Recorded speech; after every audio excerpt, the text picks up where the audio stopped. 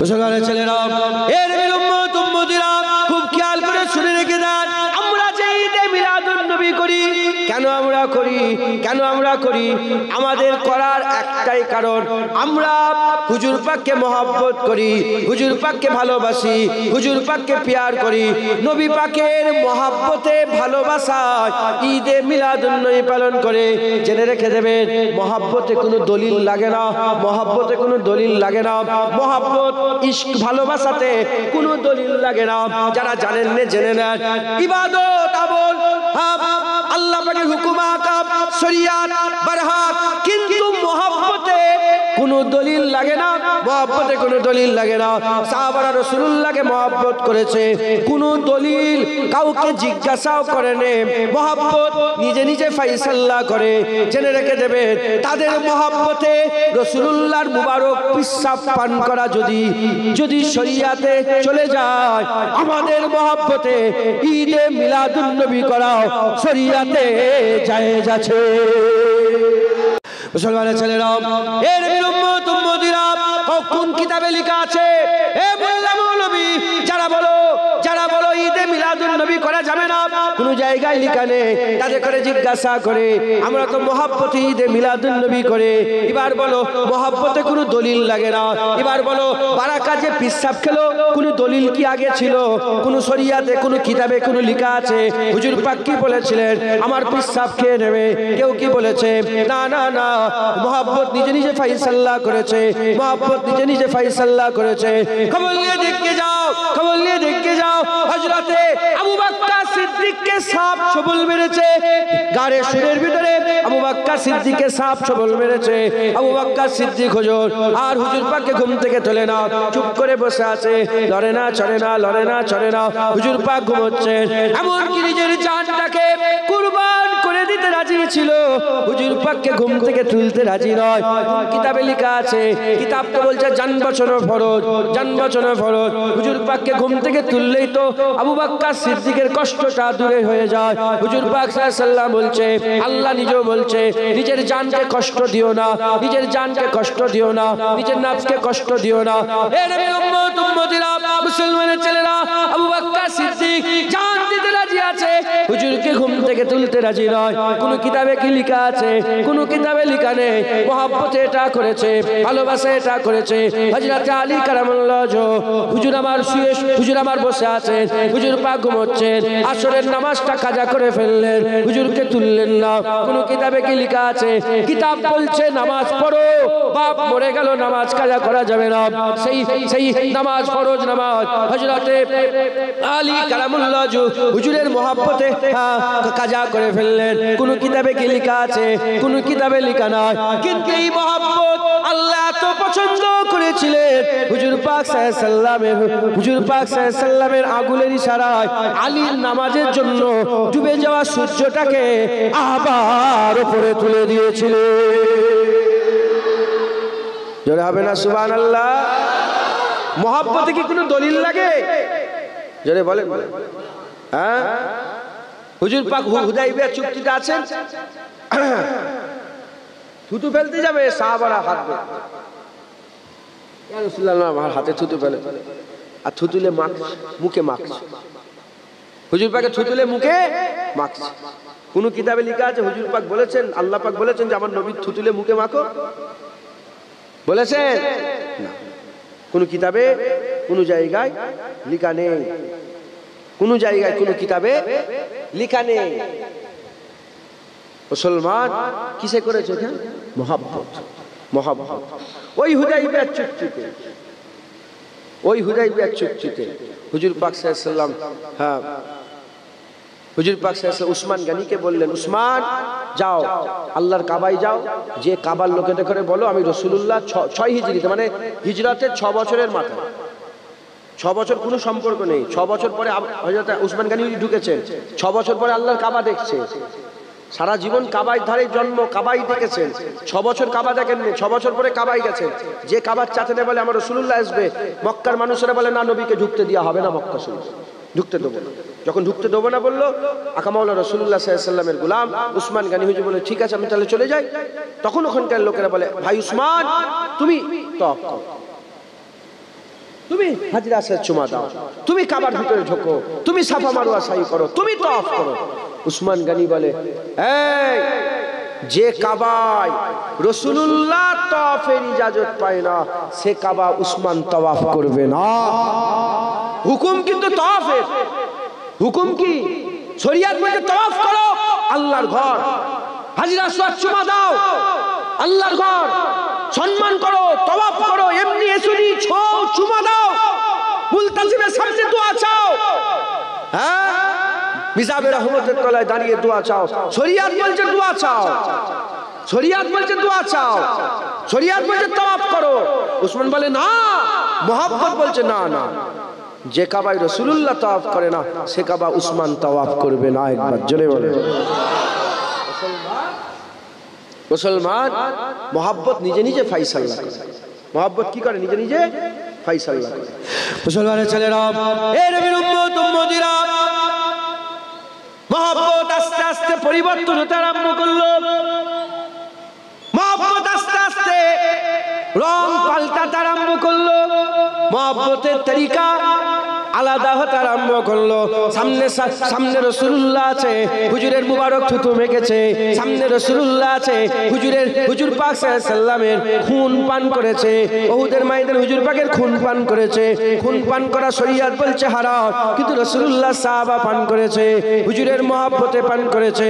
হে নবীর উম্মত উম্মতিরা, হুজুর সামনে আছে, মুবারক পিশাব পান করেছে, হুজুর সামনে আছে, মুবারক খুন পান করেছে, হুজুর সামনে আছে, সেই ইহুদির বাচ্চা ঘটনা শুনেছে, জুতোটা বুকের মধ্যে নিয়ে বছরের পর বছর বসে থাকতেন, বছরের পর বছর বুকে করে নিয়ে মসজিদে নববী শরীফের বাইরে বসে থাকতেন। সামনে হুজুর পাক আছে, তীর এসেছে, সিনাই খেয়েছে, আবু তালহা ৭২ থেকে ৮০টা তীর খেয়েছে, আবু কাতাদা নিজের চোখের মধ্যে তীর খেয়েছে। সামনে রাসূলুল্লাহ আছে, হুজুর পাকের মহব্বতে, হুজুর পাকের ভালোবাসায় আওয়াজ দিয়েছে, যুদ্ধের ময়দানে জিহাদ করেছে, হাবিবুল্লাহর হয়ে লড়াই করেছে। এখন হুজুর পাক সাল্লাল্লাহু আলাইহি সাল্লাম পর্দা নিলেন, আকা মাওলা রাসূলুল্লাহ পর্দা নিলেন, হায়াতুন নবী জিন্দা নবী পর্দা নিবার পরেতে মহব্বত আস্তে আস্তে পাল্টাতে আরম্ভ করলো। মহব্বত একই আছে, তরিকা চেঞ্জ হতে আরম্ভ করলো। ইমাম বুখারী হুজুর রাসূলুল্লাহকে মহব্বত করেছিলেন, কি মহব্বত করেছিলেন? বুখারী শরীফ যিনি লিখেছেন, হযরত ইসমাইল বুখারী, ইমাম বুখারী মহব্বত করলেন। কেমন করে মহব্বত করলেন? তিনি রাসূলুল্লাহর হাদিসটাকে যখনই লিখতে আরম্ভ করলেন, একটা করে হাদিস লিখার আগে গোসল করে নিতেন, দূরে কান নফল নামাজ পড়তেন, গোসল করতেন, দূরে কান নফল নামাজ পড়ে হাদিস লিখতেন, একটা লেখা হয়ে গেল। দ্বিতীয় হাদিস লেখার সময় আবার গোসল করতেন, দূরে কান নফল নামাজ পড়তেন।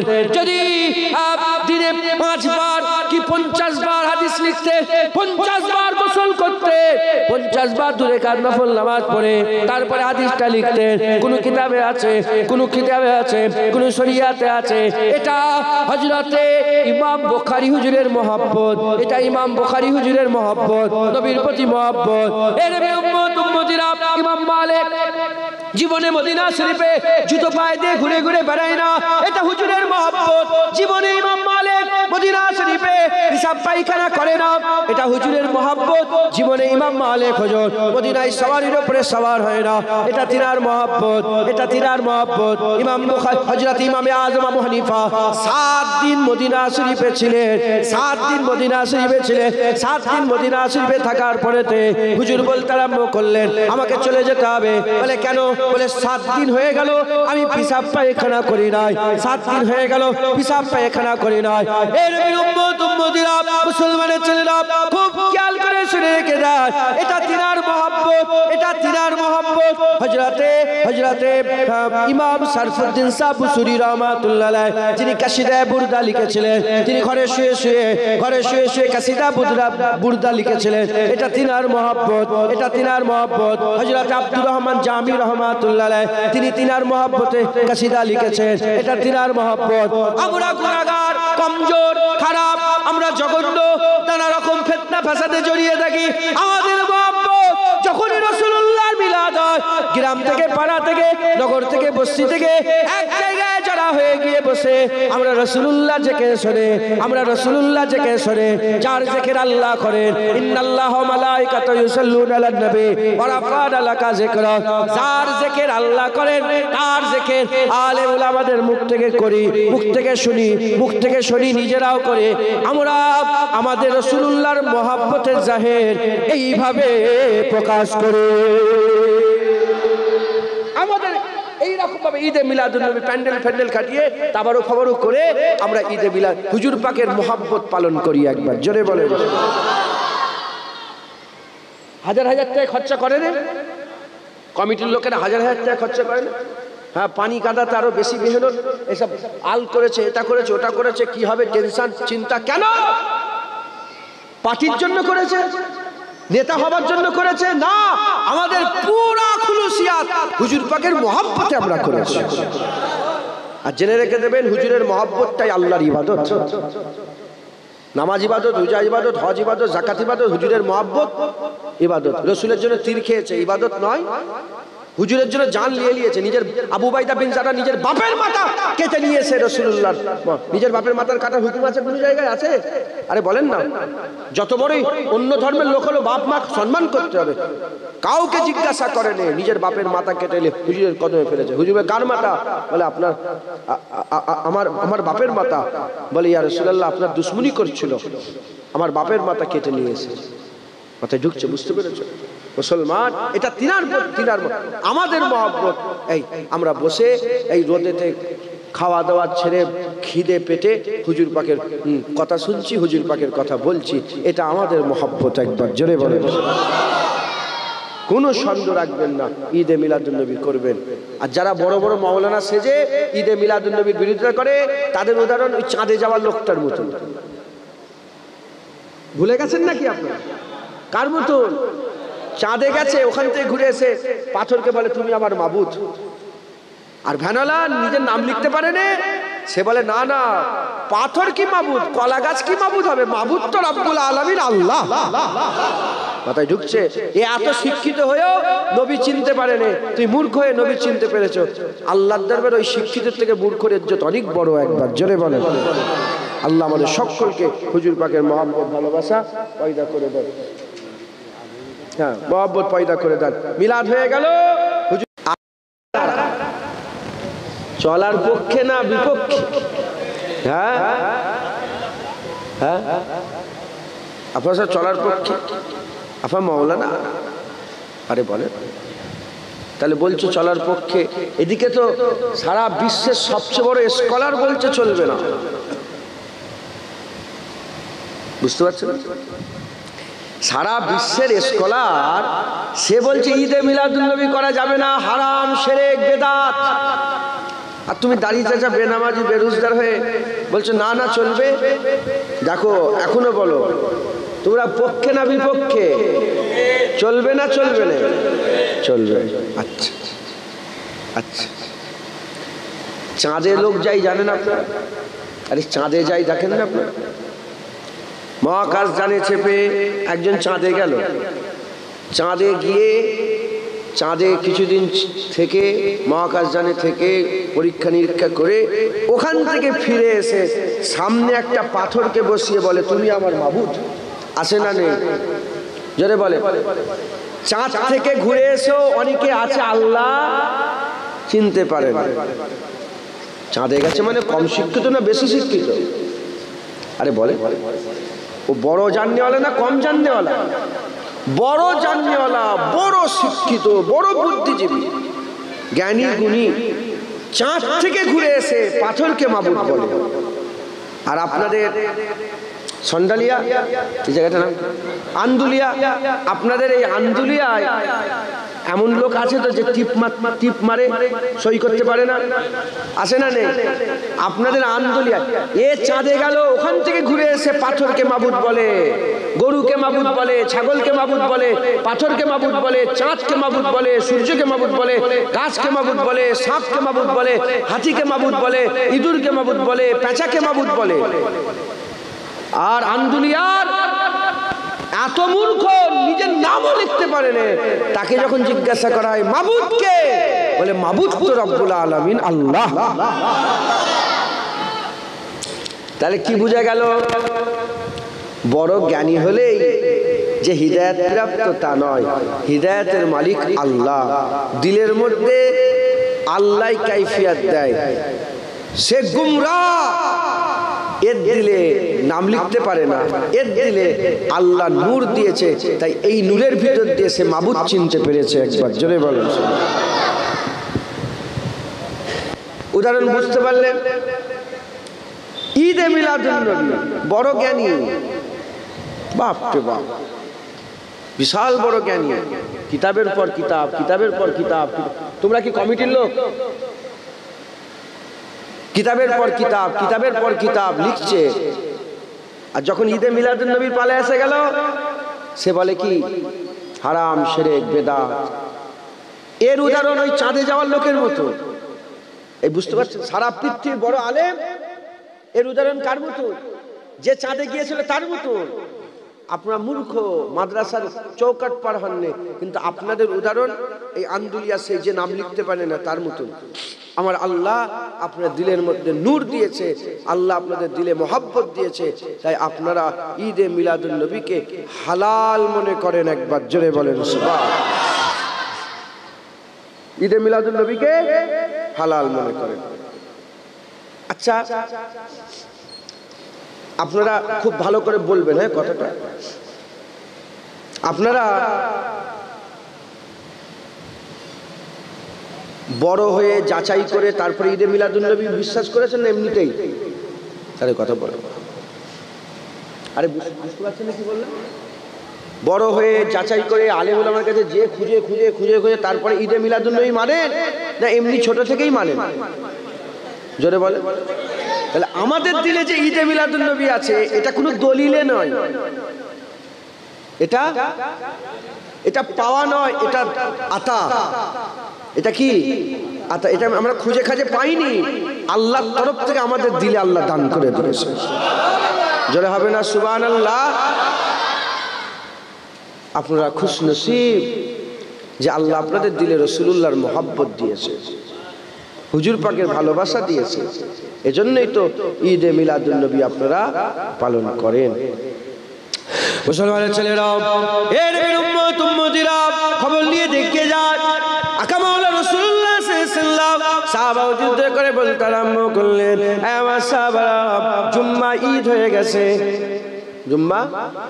জুম্মা ঈদ হয়ে গেছে। যে ইয়া রাসূলুল্লাহ, জুম্মা ঈদ হয়ে গেছে, জুম্মার দিনে তোমরা গোসল করে নেবে, নতুন নতুন জামা পরবে, আতর খুশবু লাগাবে, আমি রাসূলুল্লাহ সাল্লাল্লাহু আলাইহি ওয়াসাল্লাম আমার উপরে বেশি বেশি দরুদ পড়বে। হুজুর পাক সাল্লাল্লাহু আলাইহি ওয়াসাল্লামের গোলামরা বলে, ইয়া রাসূলুল্লাহ, জুম্মা ঈদ, নতুন জামা পরবো, গোসল করব, নতুন জামা পরবো, আতর খুশবু লাগাবো, বেশি বেশি আপনার উপরে দরুদ পড়বো। ফিদাকা আবি উম্মি ইয়া রাসূলুল্লাহ, বাপ মা কুরবান হয়ে যাক। হুজুর এটুকুন জানতে চাই, জুম্মা কেন ঈদ হলো? জুম্মা কেন ঈদ হলো? শনিবার হলো না, রবিবার হলো না, মঙ্গল হলো না, বুধ হলো না, জুম্মাটা কেন ঈদ হলো? আকা মাওলা রাসূলুল্লাহ সাল্লাল্লাহু আলাইহি ওয়াসাল্লাম বললেন, আমার গোলামেরা শোনো শোনো, জুম্মা এজন্য ঈদ হয়ে গেল কারণ জুম্মার দিনে ঈদে মিলাদে আদম হয়েছে। জুম্মার দিনে আদমের পয়দা হওয়ার কারণে জুম্মাকে আমার আল্লাহ ঈদ বানিয়ে দিয়েছে।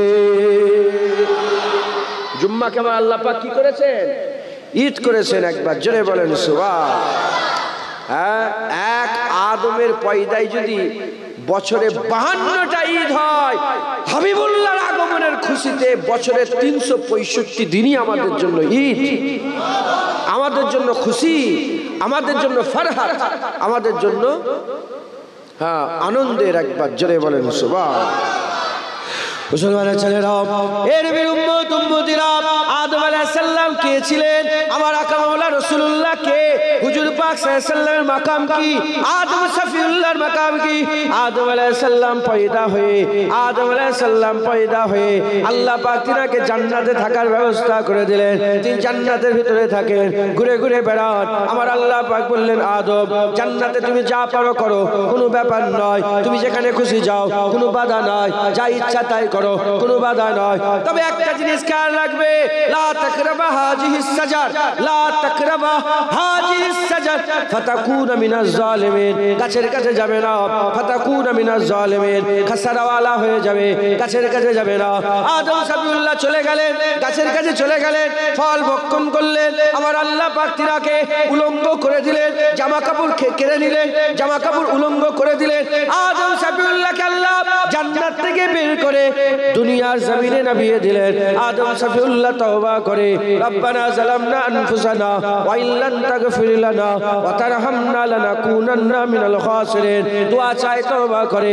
1 বছর দোয়া চায়, আল্লাহ তওবা কবুল করে না। 5 বছর দোয়া চায়, আল্লাহ তওবা কবুল করে না। 100 বছর তওবা করে, আল্লাহ তওবা কবুল করে না। 200 300 400 বছর হয়ে গেল, আল্লাহ তওবা কবুল করে না। এক তারিখে আদম সফিউল্লাহ মাথা হেঁট করে আল্লাহ পাকের দরবারে দিয়ে তওবা করতে করতে বলে, আল্লাহ আপনার নামের পাশে যার নাম মুহাম্মদুর রাসূলুল্লাহ, সেই নামের ওসিলায় আল্লাহ আপনি আমাকে maaf করে দেন, সেই নামের ওসিলায় আপনি আমাকে maaf করে দেন। আমার আল্লাহ জিজ্ঞাসা করে, তুমি জানলে কি করে? আমার মুহাম্মদুর রাসূলের কথা তুমি জানলে কি করে? তুমি তাহা ইয়াসিনের কথা জানলে কি করে? মুদাসসির মুজাম্মিলের কথা জানলে কি করে? সিরাজুল মুনিরার কথা জানলে কি করে? রাহমাতুল লিল আলামিন, সুলতানুল আম্বিয়া, সাইয়্যিদুল আম্বিয়া, সাখিয়ে কাউসার, সাফে মেহসানের কথা জানলে কি করে? হযরত আদম সফিউল্লাহ বলে, আল্লাহরই পয়দা হয়ে যখন উপরে মাথা তুলেছিলাম, আরশের উপরে দেখেছিলাম আপনার নামের পাশে মুহাম্মদুর রাসূলুল্লাহ লেখা আছে, ওই নামটা আপনার নামের পাশে আছে। মনে মনে করলাম যে আপনার খুব মাহবুব হবে, আপনার খুব প্রিয় হবে। আমার আল্লাহ বলে, হ্যাঁ ঠিক বলেছো, মুহাম্মদুর রাসূলুল্লাহ ওসিলা দিয়ে তওবা করেছো, আর আমি তোমাকে দূরে রাখবো না। যাও, হুজুরের ওসিলাতে আমি আল্লাহ তোমাকে maaf করে দিলাম। আমি তোমার ইজ্জত জান্নাতে যা ছিল তার থেকে আরো বড় করে দিলাম। যারা হবে না সুবহানাল্লাহ। জান্নাতে আদম আলাইহিস সালামের ইজ্জত বেশি না দুনিয়ায় এসে ইজ্জত বেড়েছে? জান্নাতে শুধু আদম, দুনিয়ায় আদম সফিউল্লাহ। জান্নাতে শুধু আদম, দুনিয়ায় আদম আল্লাহ পাকের নবী। জান্নাতে শুধু আদম, দুনিয়ায় আবু আহমদ, আবু মুহাম্মদ। সব নবীদের তো আব্বাই আব্বা, আমার রাসূলুল্লাহর আব্বা, আমার রাসূলুল্লাহর আজদাদ। একবার জোরে বলেন সুবহান। আল্লাহ ইজ্জত বড় করে দিলেন। তাহলে যে নবীর ওসিলায় আদমের ইজ্জত বেড়েছে, সেই রাসূলুল্লাহ, সেই আদম আলাইহিস সালাম দুনিয়ায় এলে বছরে 52টা ঈদ জুম্মার দিনে। হ্যাঁ, কেমন ঈদ? ঈদুল ফিতরের মতন ঈদ না তার থেকেও বড়? ঈদুল আজহার মতন ঈদ না তার থেকেও বড়? জুম্মা ঈদুল আজহারের থেকেও বড়, ঈদুল ফিতরের থেকেও বড়। ঈদুল ফিতরের 6 তাকবীর সহ ঈদুল ফিতরের কি নামাজ? ওয়াজিব নামাজ। আর জুম্মার নামাজ কি নামাজ? ওয়াজিব বড় না ফরজ বড়? তাহলে ঈদুল ফিতরের নামাজ বড় না জুম্মার বড়? জুম্মার। জুম্মাকে আল্লাহ পাক আরো ইজ্জতওয়ালা করলেন। একবার জোরে বলেন। ঈদের দিনে গোসল করেন, জুম্মার দিনে গোসল করেন। ঈদের দিনে নতুন জামা, জুম্মার দিনে নতুন জামা। ঈদের দিনে আতর, জুম্মার দিনে আতর। ঈদের দিনে দরুদ, জুম্মার দিনে দরুদ। ঈদের দিনে খুতবা, জুম্মার দিনে খুতবা। ঈদের দিনে মসজিদে যেমন ভিড় হয়ে যায়, জুম্মাতেও মসজিদে ভিড় হয়ে যায়। কারণ জুম্মা কি? জুম্মা ঈদ। জুম্মা ঈদে মিলাদে আদম। একবার জোরে বলেন সুবহান। হ্যাঁ, মুসলমান আকামাওয়ালা রাসূলুল্লাহ সাল্লাল্লাহু আলাইহি সাল্লামের আগমনের দিন কি ঈদ নয়? খুশি নয়? জোরে বলে, খুশি নয়? খুশি, খুশি। মুসলমানের ছেলেরা, হে নবীর উম্মত উম্মতিরা, যারা বলে চলবে না, চলবে না, চলবে না, আছে না নেই? তোমার এলাকায় আছে না নেই? হ্যাঁ, বেশি না কম? ওদের সংখ্যাটা বেশি না কম? ব্যাঙাচির মতন 2-4টে চপাং চপাং চপাং করে। জমহুর বেশি। হুজুর বলেছে আমার উম্মতে আকসারিয়া সবসময় ঠিক থাকবে, বেশিরভাগটা সবসময় সঠিক পথে থাকবে। একবার জোরে বলেন সুবহান। সারা পৃথিবীর 100 ভাগের মধ্যে 90 ভাগ আহলে সুন্নাতুল জামাত। একবার জোরে বলেন সুবহান। 10% এইখান থেকে আহলে হাদিস বেরোচ্ছে, চবাং চবাং চবাং করে ব্যাঙাচির মতো। ওই ওখান থেকে লামাজাই বেরোচ্ছে। গোটা মসজিদ হাত তুলে মুনাজাত করে, একজন মুনাজাত না করে হ হ করবে। ওর বাপ মুনাজাত করেছে, ওর দাদু মুনাজাত করেছে, ওর পরদাদু মুনাজাত করেছে, হ্যাঁ, ওর চাচা, ওর ফুপা সব মুনাজাত, ওর মাও মুনাজাত করে। ও বলে না, ওর উপরে ক্ষুধার এমন মার হয়েছে আল্লাহর কাছে হাত তোলাও ভুলে গেছে। মাথায় ঢুকছে, বুঝতে পেরেছো? তুমি যে হাতটা তুলছো নি, কার সাথে অহংকার দেখাচ্ছ, কার কাছে হাত তুলতে নিষেধ করছো? হাত আমরা কার কাছে তুলি? তুমি যে হাতটা তুলছো নি, আমার এখানে আছে সাহাবারা মিলিতভাবে নামাজের পরে মুনাজাত করেছে, হাদিস শরীফ আছে, আল্লাহকে সাক্ষী রেখে বলছে। আমি ছেড়েওছি, ওই আমার হোয়াটসঅ্যাপ যে গ্রুপ থাকে ওতে ছেড়েছি। তো ছাড়ে না, কিছু কিছু লোককে দলিল দিলে হয় না, শুনছেন না, মুগুর দিতে হয়, মুগুর। আমার দাদাজান বলতেন, বাবা মাওলানা বুঝালো, ইমাম বুঝালো, মুলি সাহেব, হাফেজ সাহেব সবাই বুঝালো, বুঝলে না, এবার শেষ বুঝা ঝুড়া আর কুদাললে বুঝকে যাও। তার মানে কি, কবরে ঢুকে আল্লাহর সঙ্গে বোঝাপড়া করবে। আমরা কার কাছে হাত পাতি? সবাই আল্লাহর কাছে হাত তুলছে, একজন বসে আছে, কার কাছে হাত তোলা তুলছে না, মাথায় ঢুকছে, বুঝতে পেরেছে? হ্যাঁ, দেওবন্দের বড় আলেম, বাংলাদেশে বাড়ি, তাসাউফ তত্ত্ব বলে একটা কিতাব লিখেছে। সেই কিতাবে লিখেছে, যদি কোনো মজলিসে একজন রসুলুল্লাহকে দাঁড়িয়ে যায়, রসুলুল্লাহকে যদি একজন দাঁড়িয়ে সালাম দেয়, গোটা মজলিসকে উঠতে হবে, না হলে বিয়াদবি। যে বসে আছে সে কি হিসাবে বসে আছে? যদি সবাই বসে বসে সালাম দেয় আলাদা ব্যাপার, যদি একজন উঠে দাঁড়িয়ে যায় সবাইকে উঠতে হবে। কারণ তার মনের মধ্যে তখন একটা ফাইট আরম্ভ হয়ে যাবে যে আমি রসুলুল্লাহর জন্য উঠে দাঁড়াবো না, ইমানের খাতরা হয়ে যাবে, ইমান নষ্ট হয়ে যেতে পারে। মাথায় ঢুকছে? যদি সবাই বসে বসে সালাম দেয় আলাদা ব্যাপার, একজনও যদি দাঁড়িয়ে যায়, তিনি বলছেন সবাইকে উঠে দাঁড়াতে হবে। মাথায় ঢুকছে, বুঝতে পেরেছেন? আল্লাহ মাফ করেন। তো সব জায়গায় আছে মিলাদুন নবীর বিপক্ষে কথা বলনে वाला, সব জায়গায় আছে না? হ্যাঁ, যারা মিলাদুন নবীর পক্ষে কথা বলে না তাদের করে বলছে, তারা কি করে? তাদের ঘরে কি বাচ্চা পয়দা হয় না? বলেন মুসলমানের ছেলেরা, এর নবীর উম্মত উম্মতিরা, সাধারণ মানুষ আপনারা, আগে আপনাদের বলে দিয়ে যায়, ঈদে মিলাদুন নবী মানে কি? ঈদ মানে হচ্ছে খুশি, মিলাদ মানে হচ্ছে জন্ম, মিলাদ মানে হচ্ছে হুজুরের আগমন, হুজুরের জন্ম, হুজুরের আগমন। ঈদ মানে খুশি, মিলাদ মানে হুজুরের জন্ম, আর নবী মানে নবী। ঈদে মিলাদুন নবী, নবীর জন্মের খুশি, হুজুর পাকের আগমনের খুশি, হুজুর পাকের আগমনের খুশি। এই নবীর উম্মত উম্মতিরা, এবার বলেন, আপনাদের ঘরে কি বাচ্চা পয়দা হয় না? আপনাদের ঘরে কি ছেলে পুলে পয়দা হয় না? সবার ঘরে তো ছেলে পুলে পয়দা হয়, সবার ঘরে তো বাচ্চা পয়দা হয়। যখন বাচ্চা পয়দা হয়, পয়দা হওয়ার সঙ্গে সঙ্গে মিষ্টি বিতরণ শুরু হয়ে যায়, মিষ্টি বিতরণ শুরু হয়ে যায়, নানা রকম ভাবে ফোনে আরম্ভ হয়ে যায়। চাচাকে ফোন করে, খালুকে ফোন করে, শ্বশুর শাশুড়িকে ফোন করে, আত্মীয় স্বজনকে ফোন করে বলে আমার ঘরে ছেলে পয়দা হয়েছে, আর নাম লিখে লিখে হোয়াটসঅ্যাপে পাঠায়, এই নাম হয়েছে, বাপের নাম অমুক, ছেলের নাম অমুক, নানা রকম ভাবে তারা প্রচার করতে আরম্ভ করে। ফেসবুকে ফটো তুলে বলে আমার বাচ্চা এটা, আমার বাচ্চা এটা, আমার জান এটা, আমার আমার আমার খুব মহাব্বতের এটা। এরকম ভাবে তোমরা তোমাদের বাচ্চা এলে, তোমরা তোমাদের বাচ্চা এলে তোমরা তোমাদের মতন খুশি পালন করো, যেমন তোমরা তোমাদের ঘরের বাচ্চাতে খুশি হও। আকা মাওলা রাসূলুল্লাহ আসায়, আকা মাওলা রাসূলুল্লাহ আসায়, হুজুর পাকের গোলামেরা খুশি হয়ে যায়, হুজুর পাকের গোলামেরা খুশি হয়ে যায়, হুজুর পাকের মহব্বত কারণেওয়ালারা খুশি হয়ে যায়, আকা মাওলার ভালোবাসা রাখনেওয়ালারা খুশি হয়ে যায়।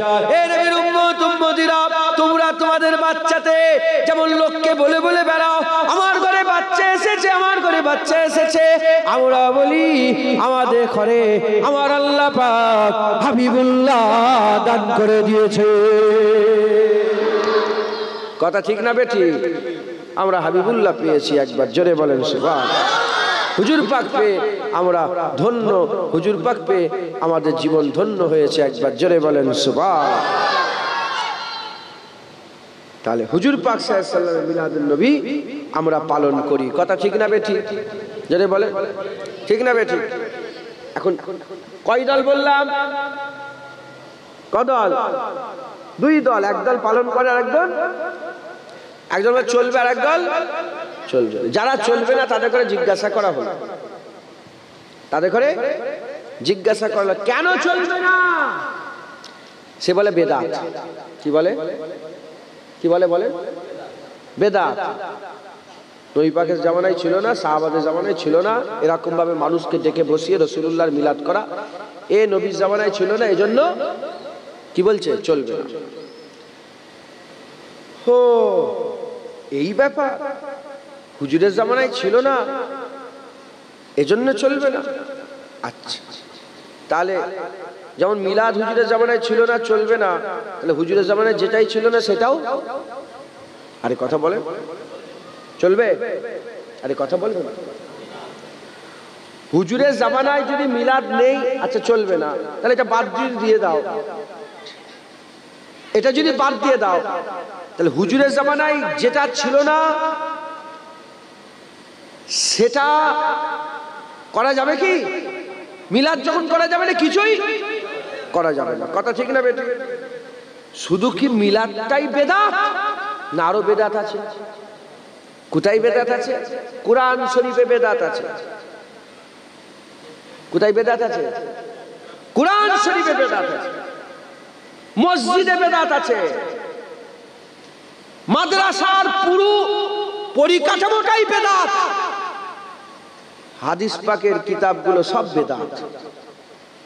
যত হাদিসের কিতাব আছে কি সব এগুলো যদি বলে বেদাত। এই বুঝছেন আপনারা? প্রশ্ন জাগতে পারে, কোরআন শরীফে কি বেদাত? কোরআন শরীফে জেদ জবর পেশ আছে না নাই? হ্যাঁ, শত শত বছর পরে হাজ্জাজ বিন ইউসুফের সময় জেদ জবর পেশ লাগানো হয়েছে। নবী পাকের জামানায় জেদ জবর পেশ হারকাত ছিল, জেদ জবর পেশ ছিল না। তাহলে কি হলো? কোনদিন শুনেছেন কোরআন শরীফে বেদাত আছে? জোরে বলেন, যারা যারা শোনেন না জোরে বলেন। শুনেছেন? মিলাদ বেদাত শুনেছেন না শোনেন না? শুনেন। মিলাদের বেলায় বেদাত, আর কোরআন শরীফের জেদ জবরের বেলায় বেদাত নেই। ওখানে ঠিক আছে, ওখানে ঠিক আছে। বুখারী শরীফ, মুসলিম শরীফ, আবু দাউদ শরীফ, নাসাই শরীফ, ইবনে মাজাহ, তিরমিজি শরীফ, মুসনাদ আহমদ বিন হাম্বল, এসব হাদিসের কিতাব আলাদা আলাদা নবীর জামানায় ছিল? বলেন না ছিল? নেই।